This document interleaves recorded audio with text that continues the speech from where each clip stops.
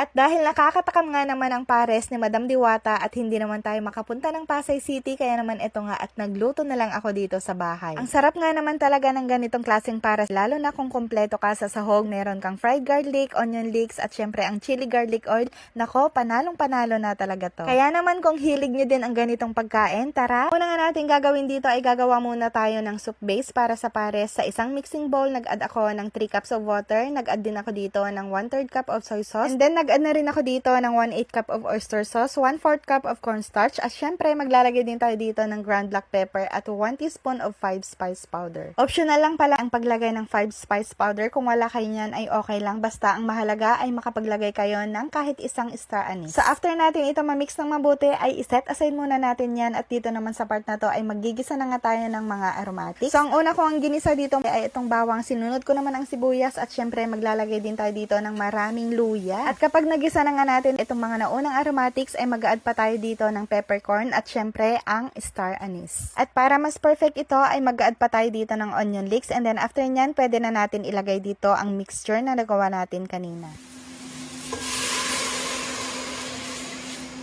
At para mas malasa itong ating soup ay nag-add ako dito ng isang beef cubes, and then nag-add na rin ako dito ng tubig. Kayo na lang din bahala mag-adjust ng lasa nito. Kung gusto nyo ng mas maalat or mas malinamnam, pwede kayong mag-add ng seasoning na mas preferred nyo. Anyway, after ko nga ito matimplahan ay ito nga at pakukuluan ko ito ng 30 to 35 minutes, and then after nyan ay pwede na nga ulit natin itong buksan, at syempre tignan natin kung gaano nga kalapot ito. At sa tingin ko nga ay kulang nga ito sa lapot, kaya naman mag-add pa ako dito ng slurry. So dito ay nag-add lang ako ng 3 tablespoon of slurry dahil hindi talaga ako fan or di ko bet yung sobrang lapot na sabaw, kaya naman perfect na ito para sa akin. Anyway, pasintabi po pala sa mga hindi kumakain ng makolesterol o kaya naman yung mga matataba, dahil for today nga ay maglalagay tayo ng chicharon bulaklak at lechon kawali sa ating pares. Ito rin kasi ang gamit ni Madam Diwata, kaya naman ito nga rin ang ating ilalagay sa ating pares. At syempre, paalala lang, kailangan kapag kumain tayo nito ay meron pa rin limit para hindi agad mapunta sa langit. Anyway, ito na nga, magpe-plating na tayo. Naglagay na ako dito ng chicharon bulaklak, lechon kawali, at syempre sinabawan ko na yan ng napakainit at napakasarap na sabaw ng pares.